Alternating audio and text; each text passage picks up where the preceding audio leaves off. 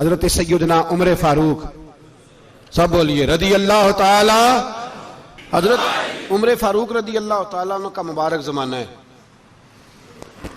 حضرت عمر نے فوج بھیجی ایران کے حکمران کے ساتھ جہاد کرنے۔ ایران کے بادشاہ نے 2 عیسائی جاسوس بھیجے، کہنے لگا ذرا پتہ تو کرو مسلمانوں کا رات کا طریقہ کیا ہے، میں صف بندی کراتا ہوں۔ وہ ساری رات صف بندی کراتا رہا، 2 جاسوس آئے مسلمانوں کی معلومات کرنے۔ معلومات کر کے جب واپس گئے تو حضرت عمر فاروق رضی اللہ تعالیٰ عنہ کے سپاہیوں کو دیکھا، غور سے پلٹے تو بادشاہ کہنے لگا کیا حال دیکھ کے آئے ہو؟ کہنے لگا سارے مسلح پہ بیٹھے ہوئے ہیں، جتنے گھنٹے ہم وہاں رہے ہیں مجاہدین مسلح پہ رہے ہیں، یوں لگتا ہے جیسے ان کا دنیا داری سے کوئی تعلق۔ اور کہنے لگے بادشاہ کوئی ایسی طاقت ہے جس کو وہ بلا رہے تھے، کوئی ایسی قوت ہے جس کو وہ پکار رہے تھے، ہمیں بھی وہاں کھڑے ہو کے محسوس ہوتا تھا کہ ہاں کوئی ہے جو آ جائے گا ان کی مدد کے لیے، کوئی ہے جو پہنچے گا ان کی مدد کرے گا۔ ایران کا بادشاہ کہنے لگا مجھے سمجھ آ گئی ہے، وہ جسم کی طاقت سے ہی نہیں لڑتے، وہ کوئی غیبی طاقت ہے جس سے وہ لڑتے ہیں۔ بھائی وہ غیبی طاقت بھی تو ہمارے پاس ہم نے ناراض کر لیا نا، وہ بھی تو نہیں نا، مسجد کا رخ بھی تو کوئی نہیں۔ اور میں نے پچھلے جمعے بھی کہا تھا، پھر کہتا ہوں، وہن ہو گیا امت کو۔ نبی پاک نے فرمایا امت کو وہ کیا ہے، دنیا سے محبت ہو گئی ہے، موت سے کراہت ہو گئی ہے، وہن ہے۔ صحابہ کرام کو موت سے بڑا پیار تھا، موت سے بڑی محبت کر، ہماری طرح نہیں، وہ کہتے تھے مریں گے تو منو مٹی، تو وہاں ٹھیک ہے عذاب قبر حق ہے، لیکن میں کہا کرتا ہوں سالوں کے بعد جو پردیس سے ماں کے پاس آئے، ماں اسے عذاب نہیں دیتی، اس کا ماتھا چوما کرتی ہے۔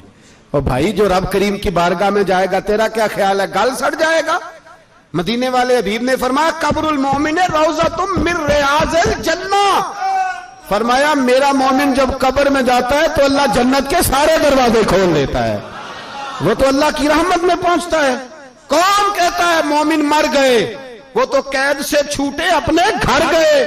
کون کہتا ہے قبر میں عذاب ہے تو صرف عذاب ہی ہے، ہاں مجرم کو سزا ملے گی، لیکن مومن ہمیشہ جہنم میں، وہ بالآخر جنت میں جائے گا، بالآخر جنت میں جائے گا۔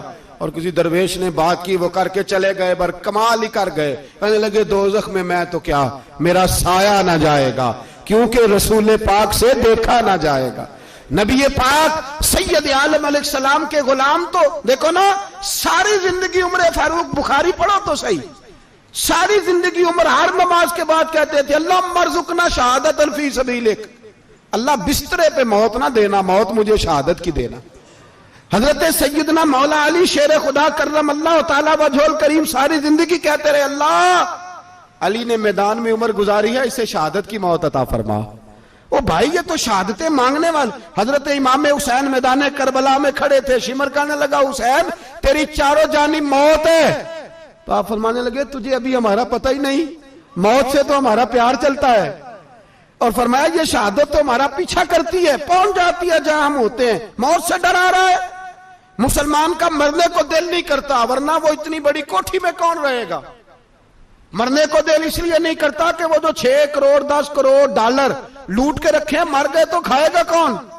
وہ فقیر فاقہ مست تھے، ان کا گھر ہی کوئی نہیں تھا، ان کے بینک بیلنس ہی کوئی نہیں تھے، وہ کہتے تھے گھر ہمارا ہے وہ جو ہمارے رب نے تیار کیا ہوا ہے، ہمارا بینک بیلنس ہے وہ جو ہمیں جنت میں جا کے ملے گا، ان کا تو یہ کھاتا ہی کوئی نہیں تھا، اس لیے وہ شہادت کی۔ حضرت عمر بن جموع رضی اللہ تعالیٰ عنہ میدان احد میں 4 بیٹے لے کے آئے، کتنے بیٹے؟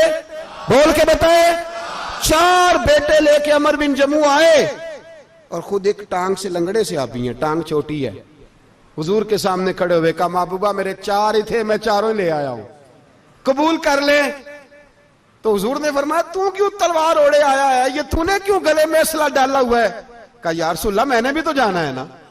تو حضور نے فرمایا 4 بیٹے جو ہیں، تو حضرت عمر بن جموع نے بات کی، صحابہ کہتے ہیں ہم لبوں سے مسکرا رہے تھے، آنکھوں سے رو رہے تھے، کیا عجیب انداز ہے۔ حضور نے فرمایا عمر 4 بیٹے جو آ گئے تو رہنے دے۔ تو حضرت عمر رو پڑے، کہنے لگے محبوبہ کیا لنگڑے جنت میں نہیں جائیں گے؟ کیا حضور میں لنگڑا ہوں تو میرے لیے جنت کوئی نہیں؟ میرے حبیب پاک سید عالم صلی اللہ علیہ وسلم نے فرمایا عمر تو ضرور جنت میں جائے گا. کہا محبوبہ پھر بچے بعد میں جائیں گے, میں پہلے میدان میں جاؤں گا. ایک بی بی 4 بیٹے لے کے آئی احد میں. کہا محبوبہ کل کمائی تھی میں لے آئی ہوں, میرے پاس کوئی اور شے ہوتی تو میں بچا کے نہ رکھتی. بیٹے دے کے نا حاضری لگوا کے تو واپس دروازے پہ لے گئی. تو حضرت سیدنا عبداللہ ابن عمر فرماتے ہیں بی بی بول رہی تھی تو میرا جذبہ جہاد بڑھ رہا تھا. اپنے بیٹوں کو کہنے لگی میں تمہیں حضور کے پاس چھوڑ کے جا رہی ہوں, جب تم میدان میں گرو گے تو میں تمہیں دیکھنے آؤں گی, دیکھنا تمہاری پشت پہ کوئی زخم نظر نہ آئے. جتنے تیر کھانے ہوئے سینے پہ کھانا, جتنے تلواروں کے نیزوں کے زخم برداشت کرنے ہوئے یہاں کھانا, پشت پہ زخم نظر نہ آئے. حضرت عبداللہ ابن عمر فرماتے ہو بی بی کی گفتگو میرا جذبہ جہاد بڑھا رہی تھی. ایک بی بی 3 سال کا 4 سال کا بیٹا لیے رو رہی ہے, احد کا دن ہے. سہیلیاں پوچھتی ہیں تو کیوں روتی ہے؟ وہ کہتی ہے دیکھو میرا خاوند بھی بدر میں شہید ہو گیا, بھائی اور باپ بھی.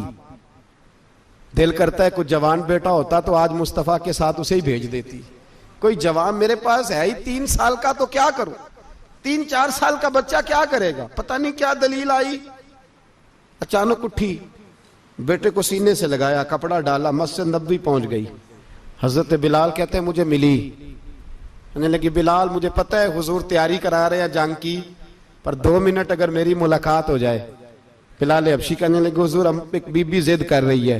حضور باہر آئے, کہنے لگی حضور میں فلاں کی بیٹی, فلاں کی بہن, فلاں کی بیوہ ہوں, میں نے بدر میں 3 شہید دیے ہیں, اب میرے پاس یہ 3 سال کا لال ہی بچا ہے, بڑا فخر ہے میرا.